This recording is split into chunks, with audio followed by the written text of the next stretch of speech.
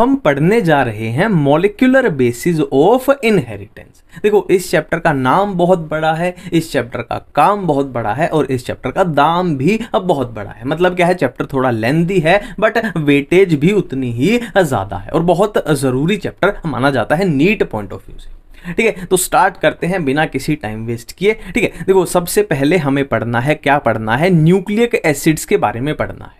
ठीक है, अब न्यूक्लिक एसिड्स क्या होते हैं? Nucleic acids are polymer of nucleotides. मतलब न्यूक्लियोटाइड्स के पॉलीमर्स होते हैं क्या? Nucleic acid.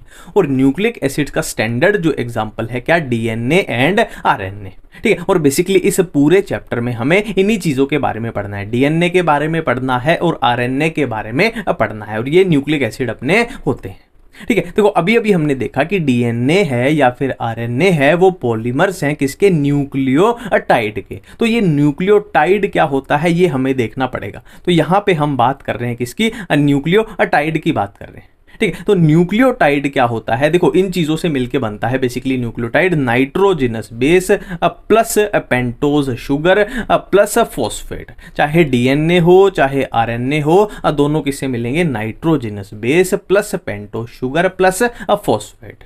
ठीक है, अब देखो यहाँ पे देखो जो ये है ना nitrogenous base plus pentose sugar, इसको हम क्या बोलते हैं? न्यूक्लियोसाइड बोलते हैं।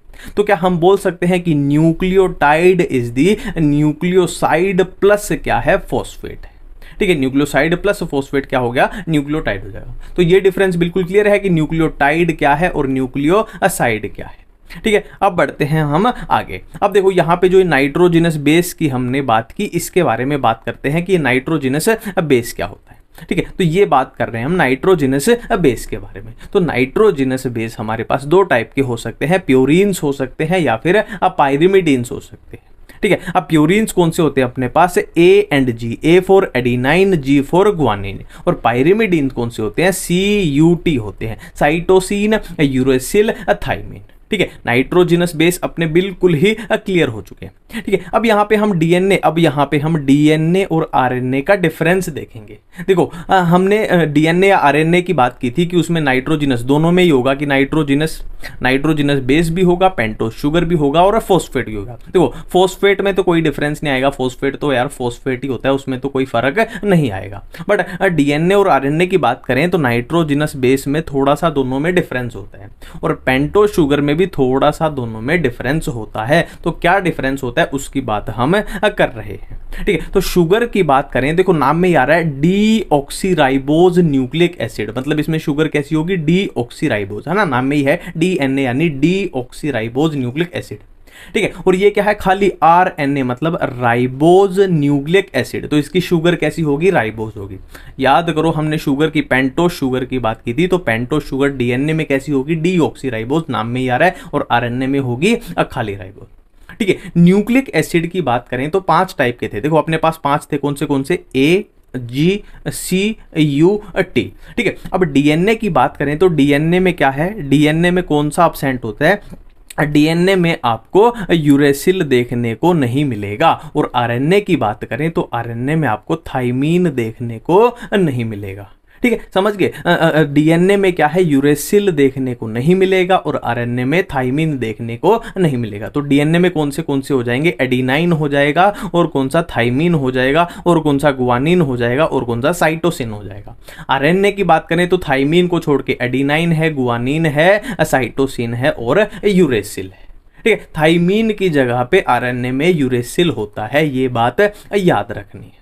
तो अब हम डिटेल में डीएनए भाई साहब के बारे में बात करने वाले हैं। ठीक है, तो ये कुछ चीज़ें हैं जो आपको याद हो जाएं तो अच्छी बात है, याद करनी ही पड़ेंगी। हो जाए अच्छी बात नहीं है, याद करनी ही पड़ेंगी कि DNA is first identified by, है ना, सबसे पहले आइडेंटिफाई किसने किया था? फ्रेडरिक मिशर ने कब? 1869 में।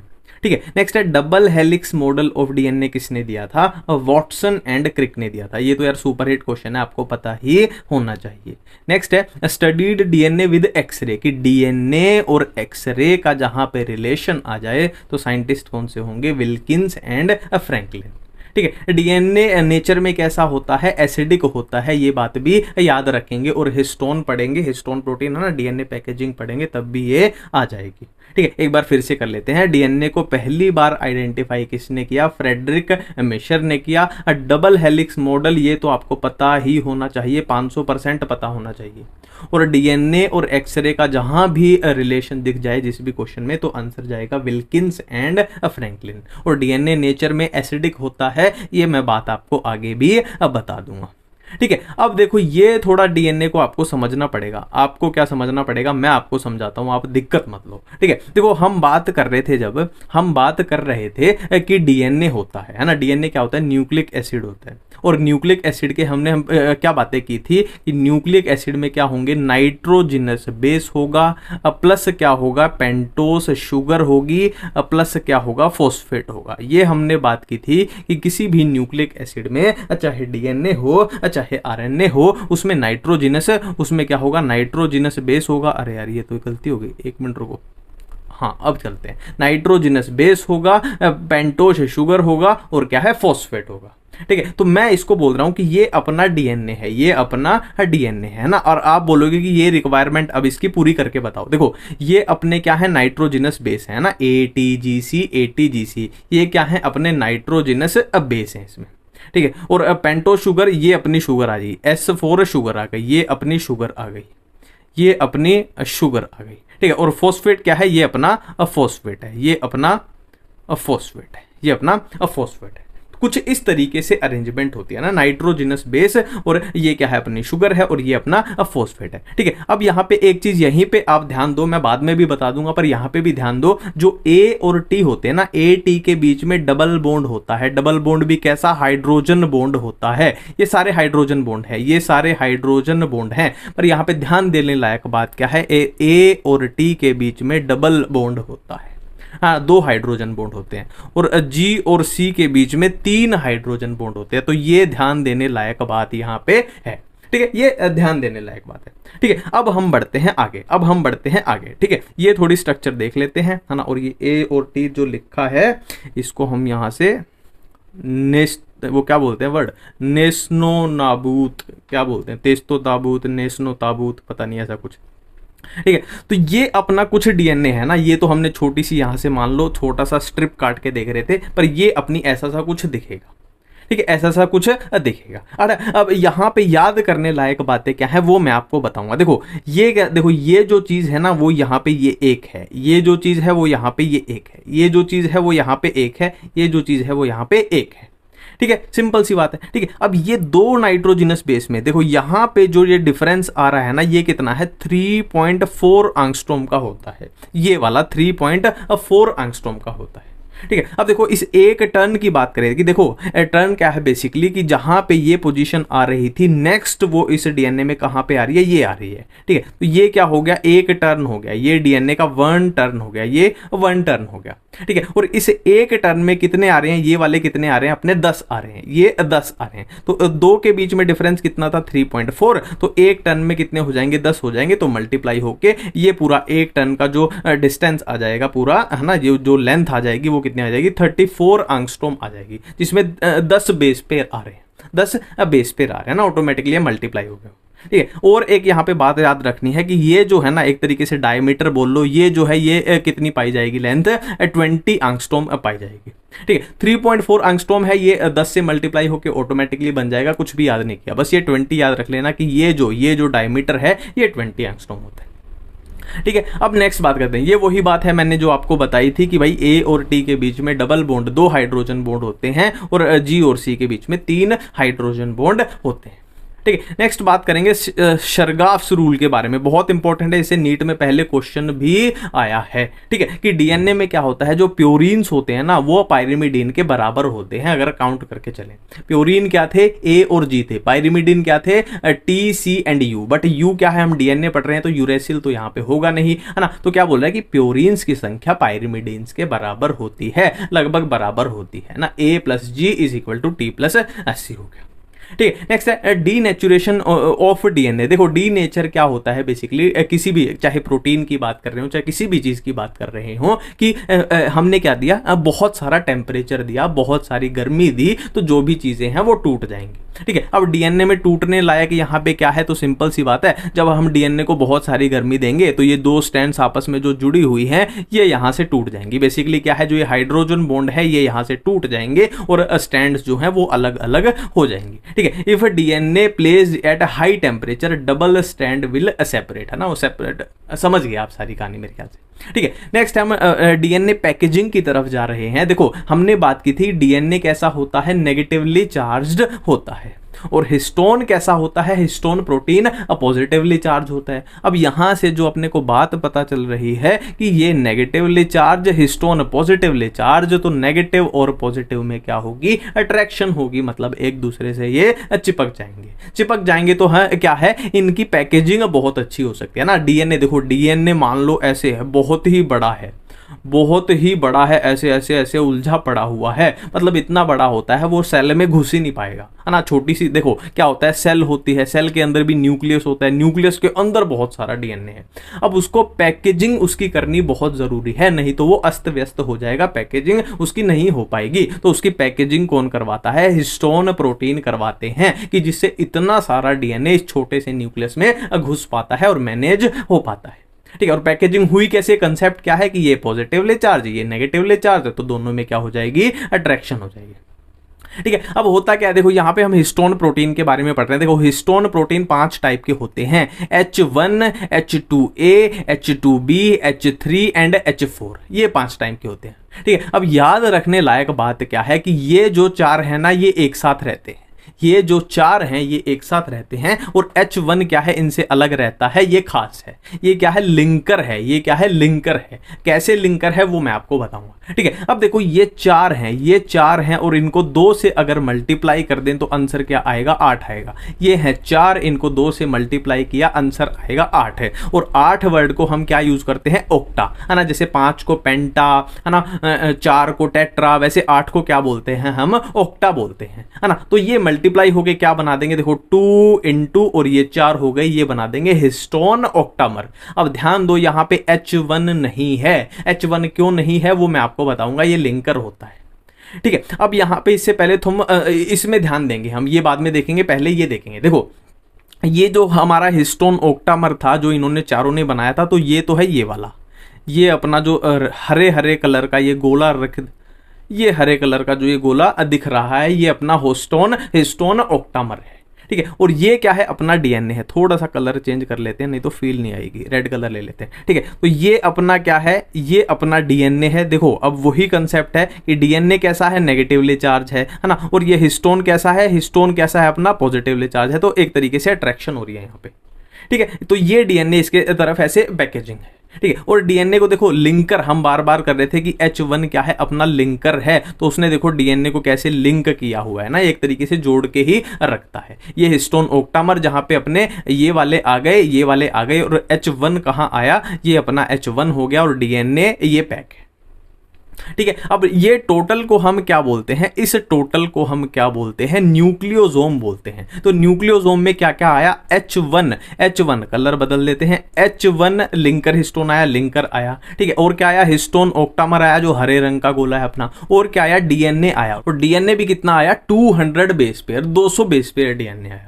ठीक है। बिल्कुल ठीक है, बिल्कुल सिंपल सी बात है। ठीक है। अब ये चीजें आप याद कर लोगे तो आपके लिए अच्छा रहेगा, वैसे लॉजिकल भी बन जाएगी, पर याद कर लोगे तो अच्छा रहेगा। ठीक है। अब फिर से देख लेते हैं। देखो हम क्या कर रहे थे, हिस्टोन और डीएनए को मिला के हमने क्या बनाया, हिस्टोन और डीएनए को मिला के हमने क्या बनाया, न्यूक्लियोसोम मिलाया। ठीक है। अब ऐसे ऐसे 6 न्यूक्लियोसोम, अगर 6 न्यूक्लियोसोम मिल जाए तो क्या बना देंगे, सोलिनॉइड बना देंगे। अब बहुत सारे मतलब बहुत सारे सोलिनॉइड मिलके क्या बना देंगे, क्रोमेटिड बना देंगे, और 2 क्रोमेटिड क्या बना देगी, क्रोमोसोम बना देगी। अब क्रोमेटिड तो आपको पता ही होगी कि क्रोमेटिड कैसी होती है। देखो याद करो कैसे होता था, देखो ये है सेंट्रोमियर है अपना, ये सेंट्रोमियर है। ठीक है। अब ये है मान लो एक क्रोमेटिड, और ये क्या है, दूसरी क्रोमेटिड, और ये पूरे को क्या बोलते हैं, हम क्रोमोसोम बोलते हैं। तो ये है एक क्रोमेटिड, ये दूसरी क्रोमेटिड, और 2 क्रोमेटिड बनके क्या बना देती है, पूरा क्रोमोसोम बना देती है। ठीक है, पूरा समझ रहे हो अब कैसे बना कि डीएनए, फिर डीएनए हिस्टोन के साथ पैकेजिंग होके क्या बना, न्यूक्लियोसोम बना, न्यूक्लियोसोम 6 क्या बना देंगे, सोलिनोइड,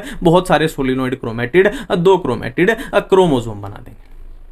ठीक है, बिल्कुल सिंपल सी बात है। अब ये आपको थोड़ा याद रखना है कि यू क्रोमेटिन क्या है, लूजली पैक्ड क्रोमेटिन को यू क्रोमेटिन बोलते हैं, और हेट्रोक्रोमेटिन क्या है, डेंसली पैक्ड को बोलते हैं हेट्रोक्रोमेटिन। देखो अब हम 3 एक्सपेरिमेंट पढ़ने वाले हैं। पहला अपना रहेगा ट्रांसफॉर्मिंग प्रिंसिपल, दूसरा अपना रहेगा biochemical characterisation of transforming principle, और तीसरा अपना एक्सपेरिमेंट रहेगा हर्शे एंड चेज वाला एक्सपेरिमेंट। ठीक है, अब तीनों एक्सपेरिमेंट में लगभग लिंक्ड हैं, तीनों लिंक्ड हैं आपस में, और क्यों है वो देखते हैं। देखो आज के जमाने में अगर आपसे कोई पूछ ले कि भाई जेनेटिक मटेरियल कौन सा है, जेनेटिक मटेरियल कौन सा है, तो आप भाग के आंसर दोगे कि डीएनए क्या होता है, जेनेटिक मटेरियल होता है डीएनए। ठीक है, हमें पता है, क्योंकि पता है, मान लो ये किसी के फादर हैं और ये उनका बच्चा है, तो हम इजीली बता देंगे कि फादर से बच्चे में क्या जाते हैं, जीन जाते हैं, और जीन क्या है, बेसिकली अपना डीएनए ही तो है, तो हम बता देंगे फादर से बच्चे में डीएनए जाता है। हम इजीली बता देंगे जेनेटिक मटेरियल क्या है, डीएनए है ना। तो ये तो है आज के जमाने की बात, जब इतनी सारी साइंस तरक्की कर चुकी है, हमें सारी बातें पता है। ठीक है, बट पुराने जमाने में किसी को भी नहीं पता था कि आखिरकार जेनेटिक मटेरियल क्या होता है, किसी को नहीं पता था, है ना। मतलब हमें लगता था कि भाई डीएनए भी हो सकता है, हमें लगता था भाई ये आरएनए भी हो सकता है, हमें लगता था भाई ये प्रोटीन भी हो सकता है, या फिर और कुछ भी हो सकता है ना। हमें पता ही नहीं था, डीएनए भी हो सकता है, आरएनए भी हो सकता है, प्रोटीन भी हो सकता है, या कुछ भी हो सकता है, हमें पता ही नहीं था। ठीक है, अब पता लगाने के लिए क्या करना पड़ेगा, पता लगाने के लिए हमें एक्सपेरिमेंट्स करने पड़ेंगे। हमें क्या करने पड़ेंगे, हमें तो बना बनाया मिल गया। तो सबसे पहले जो एक्सपेरिमेंट किया, सबसे पहला एक्सपेरिमेंट इसमें किसने, फ्रेडरिक ग्रिफिथ ये साइंटिस्ट थे, इन्होंने किया। और किसका यूज करके किया, इन्होंने स्ट्रेप्टोकोकस निमोनिया इसका यूज किया था। ठीक है, अब स्ट्रेप्टोकोकस निमोनिया में क्या है, इसकी 2 कॉलोनीज होती हैं, एक स्मूथ कॉलोनी और एक रफ कॉलोनी। अब स्मूथ और रफ में डिफरेंस क्या है, देखो स्मूथ कॉलोनी के, देखो मैं ट्रिक बता रहा हूं, कोई भी कंफ्यूजन आपको नहीं होने दूंगा। ठीक है, देखो स्मूथ कॉलोनी में क्या होता है, म्यूकस कोट होता है बैक्टीरिया के बाहर। ठीक है, और रफ कॉलोनी में म्यूकस कोट अब्सेंट होता है। ठीक है, इसमें म्यूकस कोट है बाहर, तो याद रख लेना, कोट बाहर है मतलब वो एक तरीके से कैप्सूल बन गया है ना। कोट है, C4 कोट है, C4 कैप्सूल है। स्मूथ कॉलोनी में C4 कोट है, C4 कैप्सूल है, और इसमें कोट ही नहीं है तो कैप्सूल भी नहीं है, नॉन कैप्सुलेटेड है। ठीक है, अब इतना हमें पता चल गया कि इसके पास कैप्सूल है, तो जाहिर सी बात है ये वाला तगड़ा है, स्ट्रॉन्ग है। क्यों तगड़ा है, मान लो ये वाला स्मूथ वाला जिसके पास कैप्सूल है, ये किसी की बॉडी में जाएगा, तो जाहिर सी बात है इसके पास कैप्सूल है, मतलब हमारा जो इम्यून सिस्टम है इस पे अटैक नहीं कर पाएगा, है ना। ये अपनी प्रोटेक्शन कर सकता है। ये नॉन कैप्सुलेटेड है, इसको इम्यून सिस्टम उड़ा देगा। मतलब क्या है, कैप्सूल वाला कैसा होता है, वायरुलेंट होता है, और ये नॉन वायरुलेंट मतलब खतरनाक है, बहुत खतरनाक है। ठीक है, तो इतना कंक्लूजन हमें मिल गया कि स्मूथ कॉलोनी क्या है, वायरुलेंट है, खतरनाक है, रफ कॉलोनी क्या है, नॉन वायरुलेंट है, खतरनाक नहीं है। ठीक है, अब इन्होंने क्या है, एक्सपेरिमेंट किया कि जो स्मूथ कॉलोनी वाला था ना, उसमें उसको किसमें, एक चूहे में इंट्रोड्यूस करा दिया, माइस में, चूहा या चूही कुछ भी बोलो, अब माइस में इंट्रोड्यूस करा दिया, है ना। अब हम बात कर चुके हैं कि वायरुलेंट है, खतरनाक है, तो माइस अपना ऊपर पहुंच जाएगा, टपक जाएगा।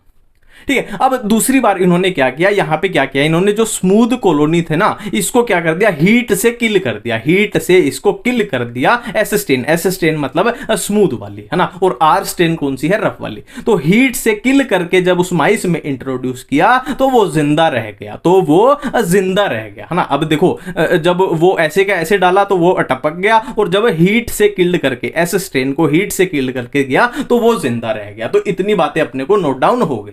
ठीक है, नेक्स्ट है रफ कॉलोनी को जब उस माइस में इंट्रोड्यूस किया तो वो जिंदा रह गया, तो एक बात तो यहां पे क्लियर होगी कि रफ वाला माइस को टपकाने में कामयाब नहीं हो सकता। अब देखो यहां पे देखो अपने को क्या पता चल गया कि आर स्ट्रेन को यानी रफ स्ट्रेन को जब हम डालते हैं माइस में इंट्रोड्यूस करते हैं तो वो जिंदा है, और हीट किल्ड एस को जब डालते हैं तो भी जिंदा है। तो उन्होंने क्या किया कि S strain heat killed S को और आर को उन्होंने मिला के, इन दोनों को मिला के इंट्रोड्यूस जब किया तो माइस फिर से टपक गया, है ना। देखो यहां पे लाइव था, यहां भी लाइव था, पर मिला के किया तो वो टपक गया। किस किस को मिला के कि एस वाली किल्ड और आर वाली तो जिंदा रहेगी, वो तो ऑटोमेटिक है।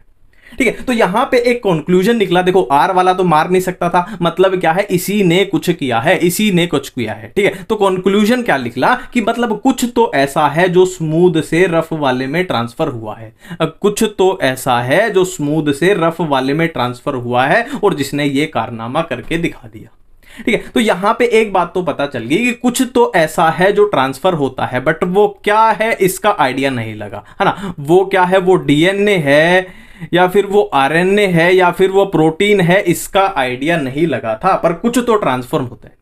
अब हम अपना नेक्स्ट एक्सपेरिमेंट करने वाले हैं, कौन सा, biochemical characterisation of transforming principle. देखो हमने ट्रांसफॉर्मिंग प्रिंसिपल में देखा था कि कुछ तो ऐसा है जो ट्रांसफर हो रहा है, बट अपने को शक है वो डीएनए है या फिर वो आरएनए है या फिर वो प्रोटीन है, अपने को शक है। इनमें से अपने को पता ही नहीं है कि कौन सा ऐसा है जो ट्रांसफर हो रहा है। ठीक है, तो इससे हम वो पता लगाएंगे। देखो इसको मैं आपको सिंपल भाषा में समझा देता हूं कि इस एक्सपेरिमेंट में होता क्या है आखिरकार। देखो ये हमारे पास मान लो 2 कमरे हैं, ये हमारे पास 2 कमरे हैं, ठीक है, और इस कमरे में क्या है, 3 इंसान हैं, इस कमरे में 3 इंसान हैं। ठीक है, एक इंसान का नाम क्या है, एक इंसान का नाम है डीएनए, एक इंसान का नाम है आरएनए, एक इंसान का नाम है प्रोटीन। ठीक है, अब वो क्या बोल रहे हैं कि इन तीनों में से कोई तो ऐसा इंसान है जो इस कमरे में आ रहा है,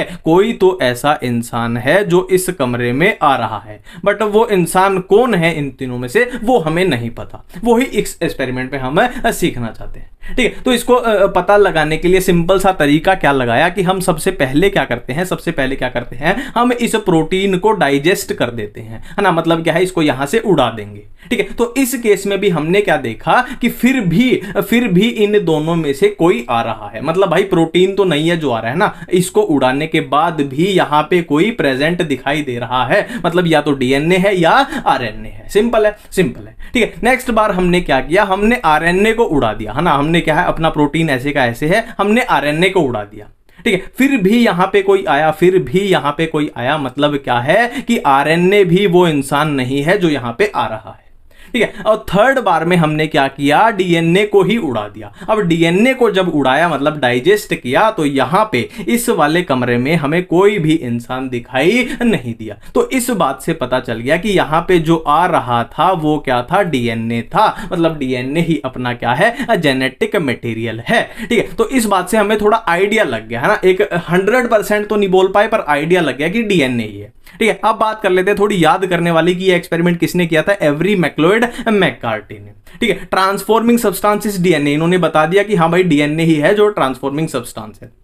क्या यूज किया इन्होंने, प्रोटीन डाइजेस्टिंग एंजाइम यूज किया, है ना। प्रोटीन को जब उड़ाया, प्रोटीन को डाइजेस्ट किया प्रोटीएज की हेल्प से, आरएनए को डाइजेस्ट किया आरएनएज की हेल्प से, डीएनए को डाइजेस्ट किया डीएनएज की हेल्प से। तो प्रोटीन को जब डाइजेस्ट किया तब भी ट्रांसफॉर्मेशन हुई, है ना, क्योंकि डीएनए ही तो कर रहा था। आरएनए को डाइजेस्ट किया तब भी ट्रांसफॉर्मेशन हुई क्योंकि डीएनए कर रहा था। जब हमने डीएनए को डाइजेस्ट किया तब क्या है, अपनी ट्रांसफॉर्मेशन नहीं हुई क्योंकि डीएनए ही था ना।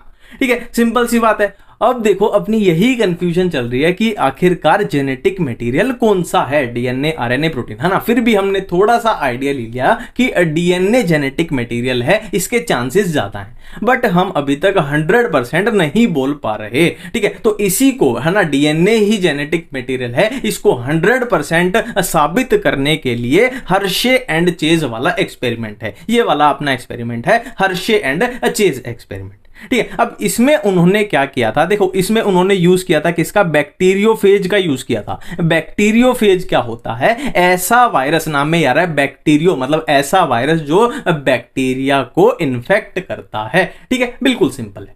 बिल्कुल सिंपल है, ठीक है। तो उन्होंने क्या किया था, देखो वायरस है, अब ये वायरस का पता है ना आपको, प्रोटीन का कोट होता है। वायरस में दो ही तो चीजें होती हैं, एक जेनेटिक मटेरियल, एक क्या होता है, प्रोटीन कोट। तो इसके पास प्रोटीन कोट होगा और जेनेटिक मटेरियल होगा। जेनेटिक मटेरियल इसमें कौन सा है, डीएनए, ठीक है। बिल्कुल सिंपल सी बात है, ठीक है। अब यहां पे कॉन्सेप्ट क्या लगेगा, देखो जो डीएनए होता है ना, जो डीएनए होता है, डीएनए में क्या प्रेजेंट होता है, फॉस्फोरस प्रेजेंट होता है। हमने पढ़ा था ना डीएनए में क्या होता है, फॉस्फेट तो होता ही है ना। न्यूक्लियोटाइड किससे मिलके बना है, nitrogenous base plus sugar plus phosphate. तो डीएनए में फॉस्फोरस होता है, ये बात हमें पता है ना। और दूसरी साइड बात करें प्रोटीन की, दूसरी साइड बात करें प्रोटीन की, तो प्रोटीन में सल्फर होता है, प्रोटीन में सल्फर होता है। तो यही चीज हम यहां पे यूज करेंगे, ठीक है। तो हमने क्या किया, रेडियो एक्टिव, एक बार में हम क्या करेंगे, रेडियो एक्टिव सल्फर का यूज किया, उस पर फोकस करेंगे। एक बार में हम क्या करेंगे, रेडियो एक्टिव फॉस्फोरस का यूज किया, उसका यूज करेंगे, है ना। देखो फॉस्फोरस किस में होता है, डीएनए में होता है। सल्फर किस में होता है, प्रोटीन में होता है, ठीक है। अब रेडियो एक्टिव क्यों यूज किया, क्योंकि नॉर्मल अगर यूज करते तो हमें पता ही नहीं चलता। रेडियो एक्टिव तो एक तरीके से पहचान करने के लिए ना, हमें पहचान करने में आसानी हो जाए, ठीक है। बिल्कुल सिंपल है, बिल्कुल सिंपल नहीं है, सिंपल है, ठीक है। अब यहां पे ये अपना बैक्टीरिया है, ये अपना बैक्टीरिया है। तो बैक्टीरिया को इन्फेक्ट किया किसने, बैक्टीरियोफेज ने इन्फेक्ट किया। अब इन्फेक्ट करेगा तो ये क्या करेगा, अपना जेनेटिक मटेरियल इसके अंदर इंट्रोड्यूस कर देगा, ठीक है। जेनेटिक मटेरियल इसके अंदर इंट्रोड्यूस कर देगा, ठीक है। अब यहां से क्या है, देखो ये जो बैक्टीरियोफेज इन्फेक्शन करने के बाद क्या हो गया, अलग हो गया, ठीक है। ये अपना बैक्टीरिया है, ये अलग हो गया, ठीक है। अब हमें यहां पे देखने को क्या मिला, ये अपना सल्फर वाला चल रहा है, ये अपना क्या है, सल्फर वाला चल रहा है, रेडियो एक्टिव सल्फर। अब देखने को क्या मिला अपने को यहां पे, कि जो रेडियो एक्टिव सल्फर है वो यहां पे अब्सेंट है, इसके अंदर वो अब्सेंट है, इसके अंदर वो कहां दिखाई दिया, इसमें ही दिखाई दिया, ठीक है। मतलब क्या है कि जो अंदर जेनेटिक मटेरियल, अंदर तो क्या आएगा, जेनेटिक मटेरियल ही आएगा। तो जेनेटिक मटेरियल जो अंदर आया है वो प्रोटीन नहीं है। प्रोटीन अगर वो होता तो सल्फर अंदर दिखाई देता।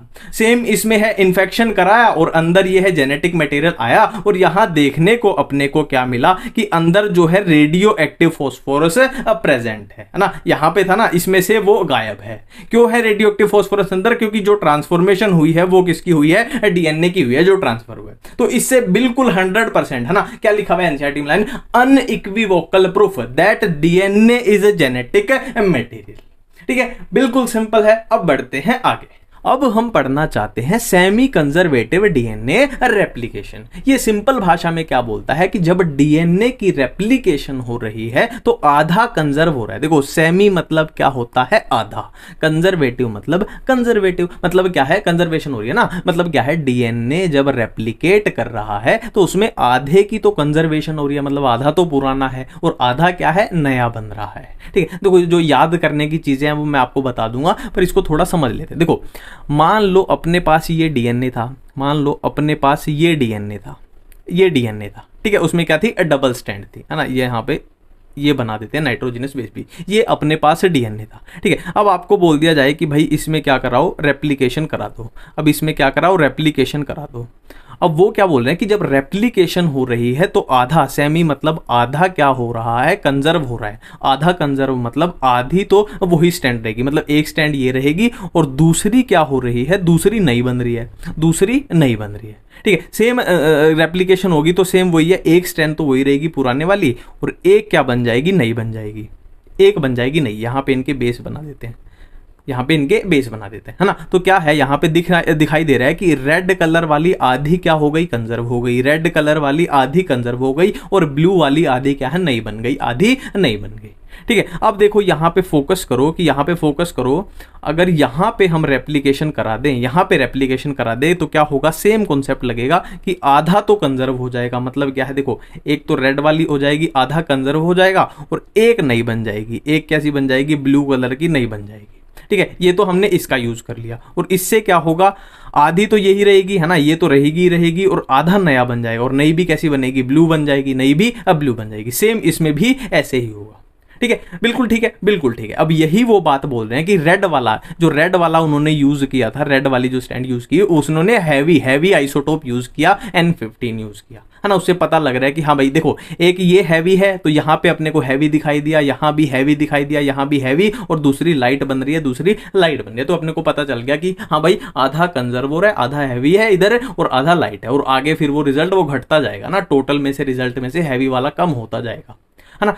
सिंपल सी बात है, ठीक है। अब इसमें बताता हूं आपको याद क्या करना है आपको। तो याद ये करना है कि एक्सपेरिमेंट इसमें किसने किए थे, मेसेल्सन एंड स्टाहल ने किए थे। किसमें, ई कोलाई में। मेसेल्सन एंड स्टाहल ने किए थे, ई कोलाई में किए थे। और टेलर साइंटिस्ट ने किसमें, विसिया फाबिया में। एनसीईआरटी में लिखे हुए हैं मेसेल्सन स्टाहल, यार ये नाम पे ही मैंने वो लिख दिया, ये थोड़ा मिटा देते हैं, ठीक है। तो मेसेल्सन एंड स्टाहल ने किसमें, ई कोलाई में, टेलर ने विसिया फाबिया में, ठीक है। और एक मेसेल्सन एंड स्टाहल वाला ही है इसमें मेन जो एक्सपेरिमेंट है, उन्होंने आइसोटोप हैवी आइसोटोप यूज किया था, N15। एक तो N15 याद रखना है, हैवी आइसोटोप, और क्या याद रखना है, ई कोलाई याद रखना है, और क्या याद रखना है, ये वाला, है ना, ये वाला आपको NH4Cl वाला याद रखना है। सेंट्रीफ्यूगेशन किसमें, सीजियम क्लोराइड में, ये याद रखना है। ये याद रखने की चीजें हैं यहाँ पे, ठीक है। ये वही डायग्राम है, एनसीईआरटी वाला डायग्राम है। देखो ये रेड थी, दोनों क्या थी, रेड थी। अब सेमी कंजर्वेटिव मतलब इसमें यहाँ ये रेड रह गई और एक ग्रीन आ गई, एक रेड एक ग्रीन आ गई, ठीक है। इसमें फिर क्या है, वही चीजें हैं जो यहाँ पे हमने करके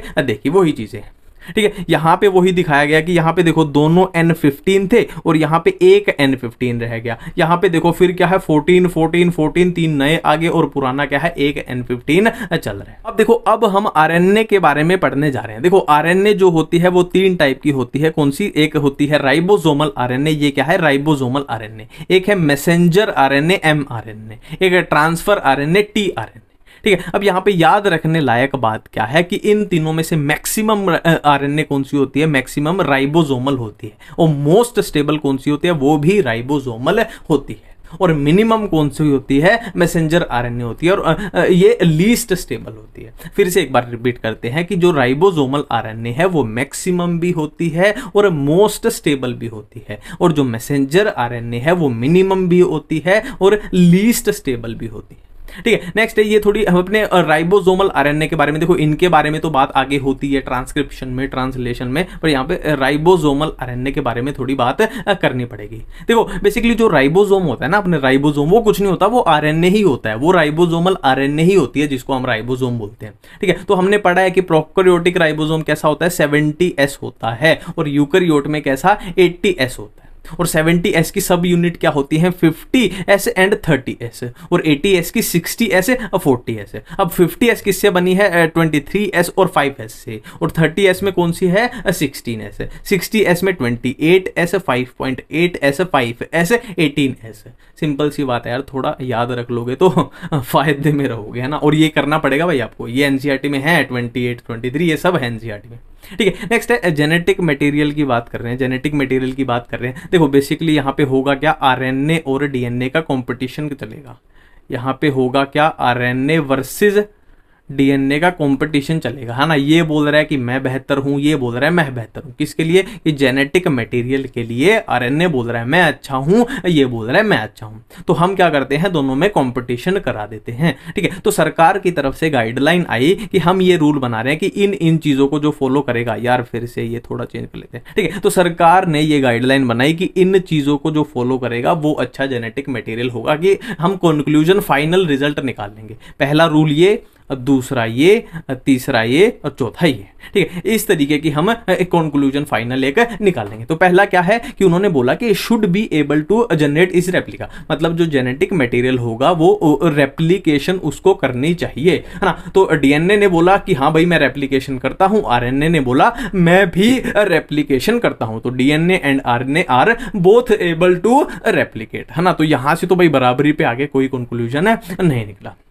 ठीक है। फिर नेक्स्ट गाइडलाइन क्या आ गई कि भाई जेनेटिक मटेरियल होने के लिए केमिकली एंड स्ट्रक्चरली स्टेबल होना चाहिए, है ना। क्या है, स्टेबल होना चाहिए, है ना। तो डीएनए इस बारी में जीत गया। डीएनए ने बोला कि मैं ज्यादा स्टेबल हूं, DNA is more stable then RNA. और इसका रीजन क्या है, इसका रीजन क्या है, आप याद करो, डीएनए में क्या होता है, थाइमिन होता है, यूरेसिल नहीं होता। तो आरएनए में यूरेसिल होता है तो उसको अनस्टेबल ज्यादा बना देता है, ठीक है। नेक्स्ट है म्यूटेशन होनी चाहिए, should show scope for slow changes mutation that are required for evolution. ठीक है, तो आरएनए में डीएनए के कंपैरिजन में ज्यादा म्यूटेशन होती है। ठीक है, अब यहाँ पे कंफ्यूजन है कि इस बात को अच्छा माने कि बुरा माने, है ना। अब ज्यादा बहुत ज्यादा म्यूटेशन होती है तो आप खुद ही सोच लो क्या हाल हो जाएगा, है ना, कि कुछ थोड़ा सा हुआ और एक्सप्रेशन कुछ भी एक्सप्रेस हुआ एनवायरमेंट में या कुछ भी और म्यूटेशन हो गई और काम खत्म हो गया।